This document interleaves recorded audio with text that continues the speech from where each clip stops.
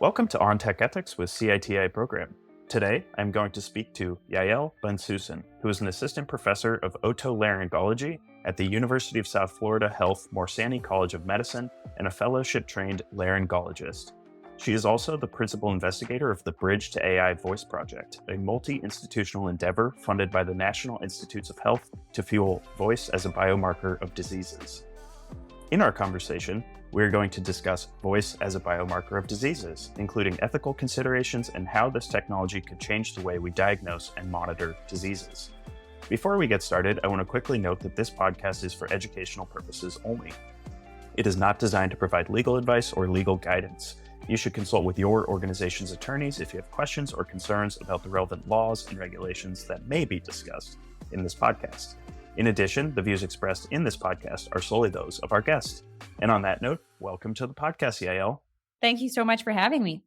It's great to have you. So I briefly introduced you and talked a bit about your background, but can you tell us more about yourself and what led you to explore the idea of voice as a biomarker of health through your work at the Morsani College of Medicine?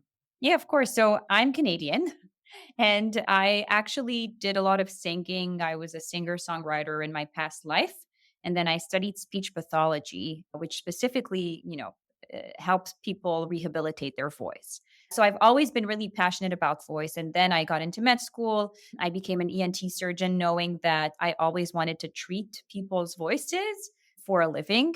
And because I knew that people that lost their voice felt really bad and, they lost their identity, they couldn't communicate. So that was always a dream of mine. So I opened the Voice Center here with Dr. Stephanie Watts about 5 years ago, where we treat people with voice conditions. And then from a research perspective, we got really interested in, we can tell when people are sick because we listen to voices all the time, but can AI listen to it as well and make the same determination? And we're not the only ones who are interested in this. Obviously, we came at the best moment because there was kind of a lot of people interested at the same time.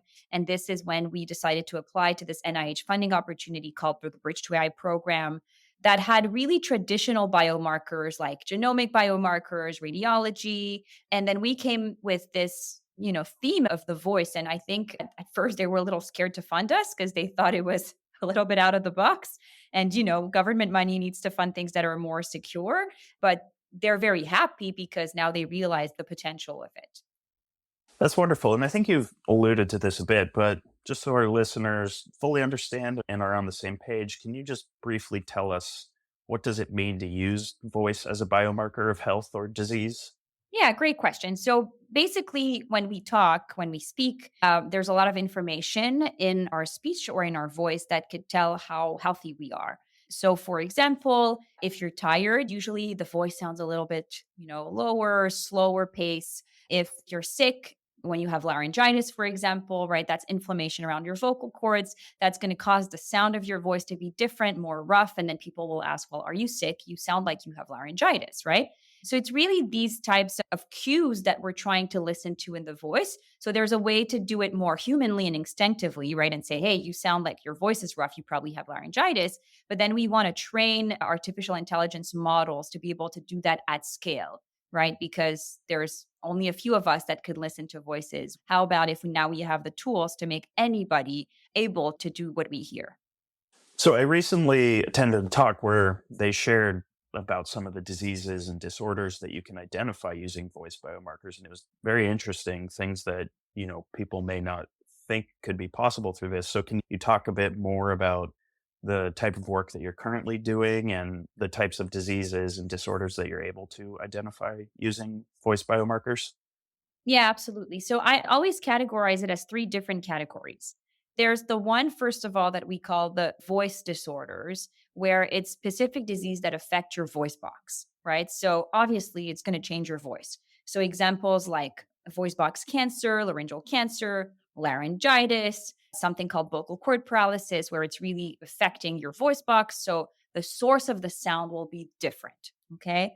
Then you have another category of disease that's called voice and speech affecting disorder. So it's not that your voice box is affected, it's really something else that's affecting the way you speak. So, for example, neurological disorders like Alzheimer's, right? It's not affecting the voice box, per se, but it will have an impact of the words you say and then how the speech will sound. Parkinson's, that's another one. Things like pneumonia, right? It's going to change the way you breathe in your speech. So it's going to affect how you sound. So that's the second category. And the third category, which is a lot less intuitive, is diseases that have nothing to do with speech or voice. And somehow the technology is good enough to find a difference. So, an example is like diabetes. There's a few groups out there who are building models that can, make a difference between people's voices who have diabetes and those who don't, or hypertension. So when you think about it, it's pretty crazy because me as a clinician, although I listen to voices all day, every day, I cannot tell if somebody's voice has diabetes. So I'm actually a little skeptical about the technology because I want to be able to believe it. But those are things that are being investigated. To give you a fun fact, I had somebody who was playing with our data set from MIT, a student, and he said, well, I was able to get to understand if people were married or not from your data set. Said, are you really?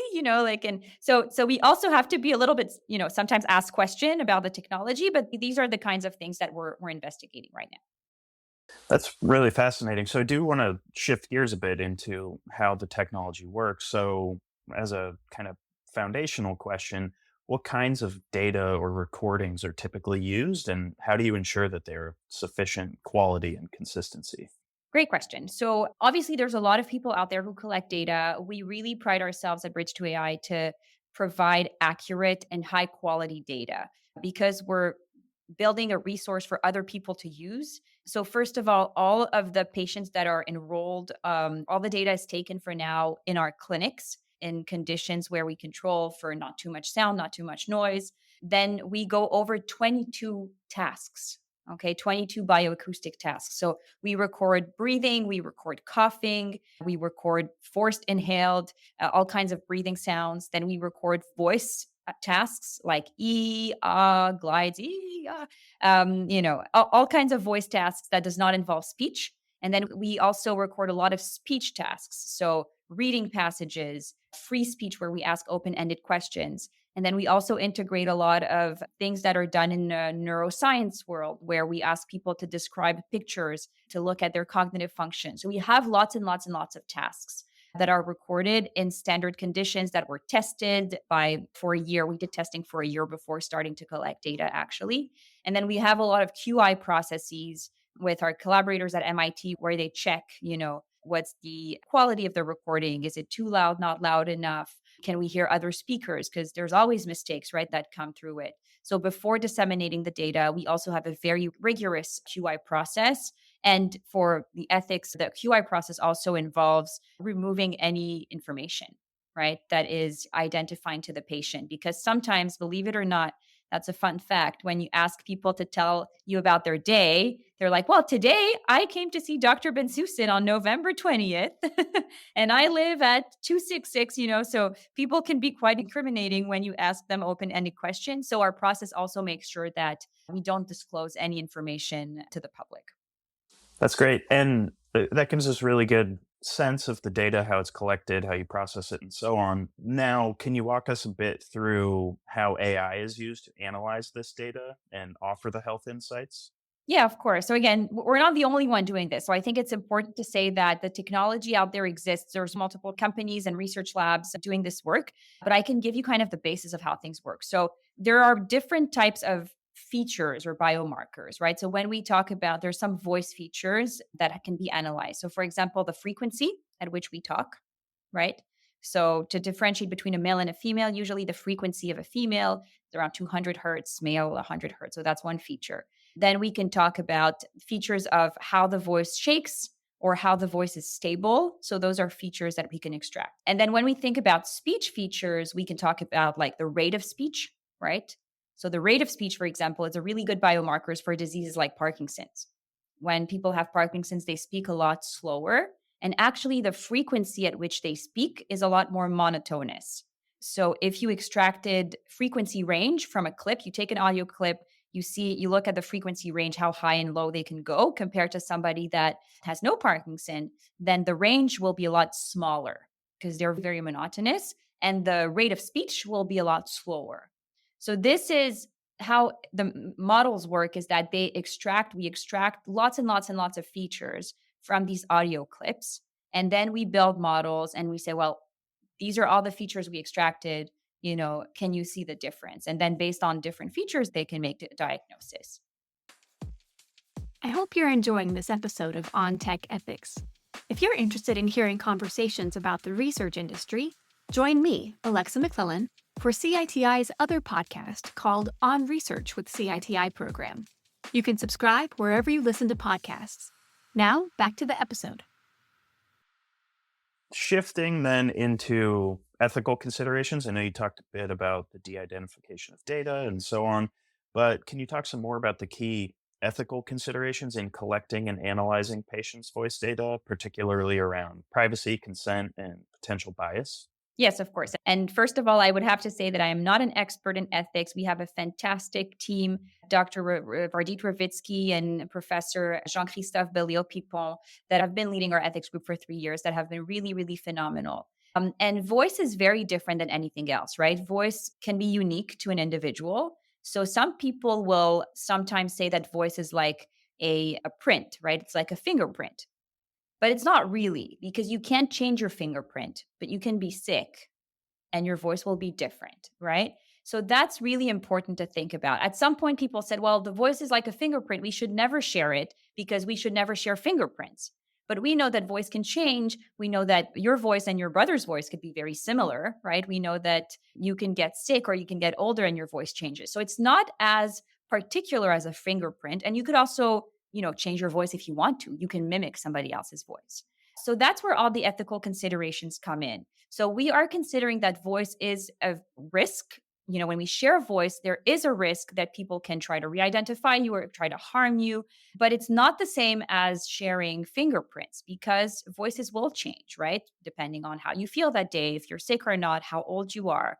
So that's really important. But it's really important to protect the patient privacy because people really care about their voice. When we, Jean-Christophe Belliot-Pipon did a lot of stakeholder surveys with patients, and people care about sharing their voice because they're scared, right? They hear a lot about voice cloning, they hear a lot about scamming, and they want to be very careful. So we take this extremely seriously with our team, our lawyers, a team of bioethicists, and we've put a lot of safeguards in place. The most important one is when we disseminate that data, right? The goal is for other people to use our data set, but we have a safer data set, if I can call it like that, where people have access to what we call the data transform. So we transform the acoustic data, the raw voice, into visual spectrograms, features that cannot re-identify somebody. And this is a data set that we share a lot more freely, where people can access by just registering, not having to, there's a lot less safeguards with that because we know that there's no risk of re-identification versus for researchers that want to access the raw data, then they really have to go through a lot of licenses and attestations, contracts with our university to be liable if anything happens to the data. And in terms of potential bias, how do you think about that? So there's obviously a lot of bias, right? Your voice can be different because of the accent, because of your degree of literacy, because of a lot of things.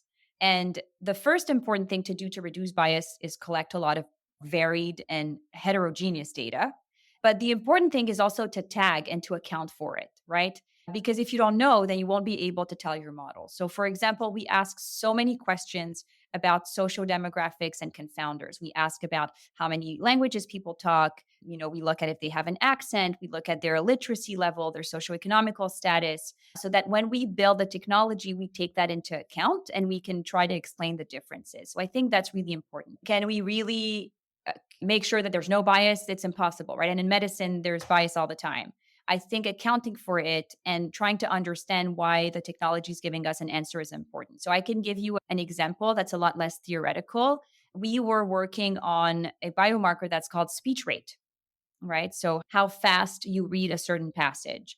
And we knew that people with vocal cord paralysis took a lot more time to read a passage than healthy people. So a healthy person took about 10 seconds. Somebody with vocal cord paralysis took about 30 seconds. And then we ran a model and we saw that one of the patients was wrongfully attributed to the vocal cord paralysis group. And when we looked at why, we listened to the voice. It was somebody clearly that spoke a different language and that was having a really hard time reading the text in English, right? So when you explain it like this, I think people will understand a lot better. And then the part, how do we fix this? We fix this with methods of what we call explainable AI. And that has to do a lot with ethics and trust, right? How do we trust these technologies? We have to be able to explain our results. And that's what our group is working on right now, right? Like we run a model, it's great, but how do I know that the model is accurate? Well, let's listen to the voice. Oh, no, that person actually, he was an Indian speaker. That's why it makes a difference. So these are the more complex scientific questions, I think, that are kind of beyond the hype. There's a lot of hype, like we can diagnose every disease with a lot of accuracy. But then when you test it on real life, like what happens? And that's really our goal with the Bridge to AI project, to bring in real world data for people to be able to analyze real people.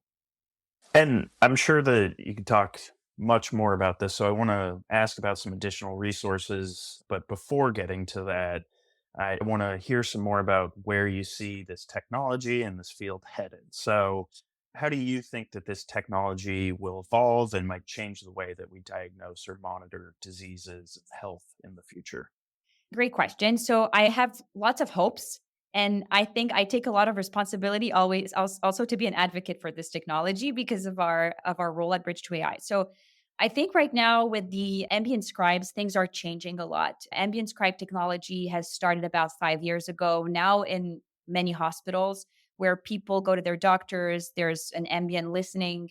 And at the end of your conversation, the summary of your visit is written so that your doctor doesn't have to write a note pretty much. And this technology was developed to help alleviate doctors from the administrative burden of writing notes. So that's great. But now, if you pair this technology with vocal biomarkers, at the end of your talk with your doctor would get the summary, but also say, well, oh, your patient sounds like they're really not doing well. They sound tired. They sound depressed. This is what you should do. So I think this is probably where it's going.